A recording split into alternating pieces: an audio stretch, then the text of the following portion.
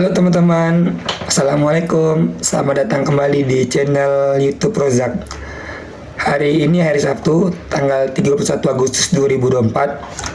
Aku berkesempatan hadir untuk bisa belajar di acara mini kelas Hawari Kelas, yaitu pemateri dari Bang Hawariun, Kak Dena Haura, Dr. Yulia, membahas tentang Be the Best Partner. Insya Allah acara itu ada di Bintaro, Tangerang Selatan, di Bevoria Coffee, jam 13.00 atau jam 1 siang. Nah, gimana keseruan aku di sana dan perjalanan aku ke sana? Ikutin terus ya guys. Insya Allah juga aku menggunakan KRL. Oke, thank you.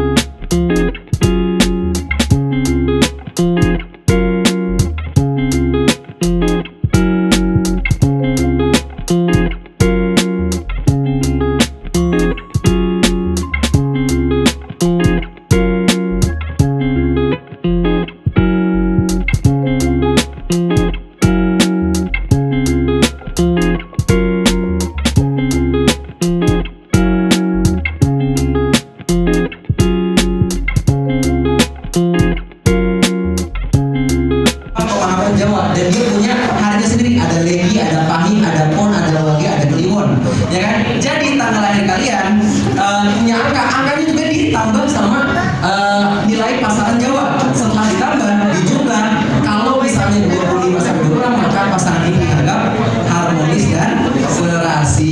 Kalau 33 ke atas perlu tantangan dan mungkin sulit untuk harmonis. Oke? Nah, ada banyak orang yang pakai standar ini, banyak. Itu sebenarnya digunakan masyarakat itu karena sudah punya pola.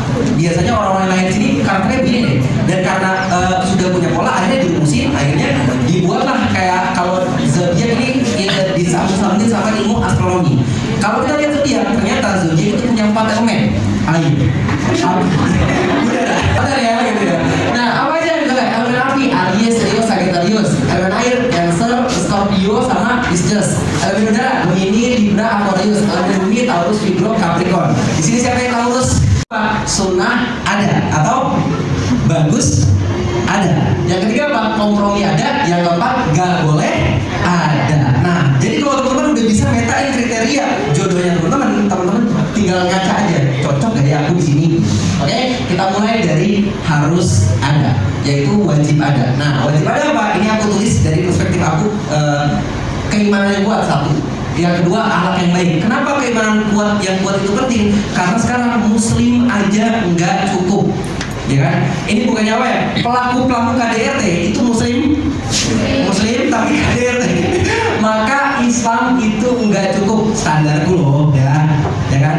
Nah, jadi aku butuh orang yang punya keimanan yang kuat, bukan cuma sekedar KTP-nya Islam. Nah, gimana indikasinya? Indikasinya ada banyak. Punya komunitas itu penting, kontribusi sama komunitas itu penting. Karena bagi aku memandang bahwa kayaknya orang nggak mungkin deh dia bisa naik level ke relationship yang lebih serius, yaitu pernikahan, kalau dia berteman aja nggak bisa. Berteman butuh komitmen nggak? Marahan, sebel-sebelan, ya kan? Bisa nggak sih kita menjadikan itu sebagai sesuatu yang harmonis gitu. Kalau berteman aja belum bisa, kita jadi antus banget, semua orang yang deketin kita anggap negatif, pengen manfaatin kita, itu kayaknya kita belum siap untuk benar-benar jadi mendapatkan level yang lebih. Nikah umur 21, yang aku nggak tahu memang aku akan nikah umur 21, cuma memang aku udah buka obrolan sama orang tua aku itu dari umur 19 mungkin ya, tentang pernikahan. Jadi the thing about marriage, apalagi kita mau memasukkan orang lain ke dalam keluarga kita, yang dimana pertama kita harus menerima diri kita dulu dong. Terus kita harus mengamankan keluarga kita. Mengamankan itu apa sih? Mereka harus tahu rencana-rencana kita. Kita udah mau, misalnya kita ngomong nih ke orang tua, "Mama, aku pengen deh nikahnya itu umur segini, aku tuh punya target kayak gini, aku tuh punya mimpi kayak gini." Nah, itu dijalin dulu sama orang tua sehingga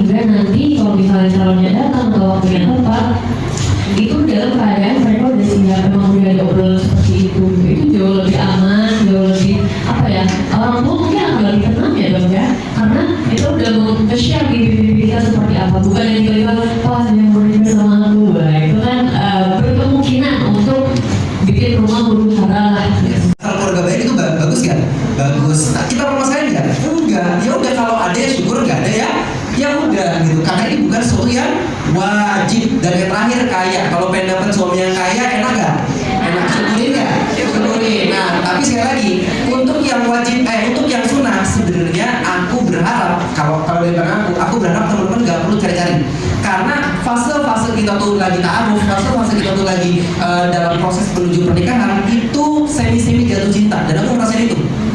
Ngerti gak sih? Jadi kita taruh 4 bulan, 4 bulan bro.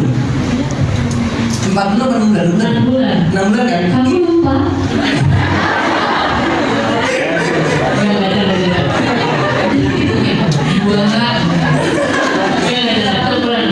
Iya maksudnya di awal-awal aku tuh kenal sama Nina Aura, waktu aku ketemu pertama kali aja aku nervosnya luar biasa gitu kan, ngomong terbata-bata dan aku pokoknya di kepala aku tuh semuanya baik banget gitu.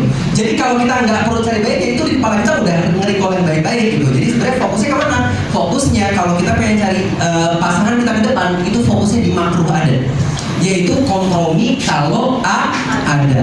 Pengennya perempuannya yang nggak gemuk gitu kan, yang nggak gemuk atau enggak yang nggak terlalu kurus gitu. Itu kan preferensi aku, ya kan? Jangan sampai teman-teman nikah, ya udah nggak apa, yang penting dia kaya gitu kan. Ternyata dia lepek gitu, keringetan karena kegemukan. Gimana ya? Ya kita ngomong.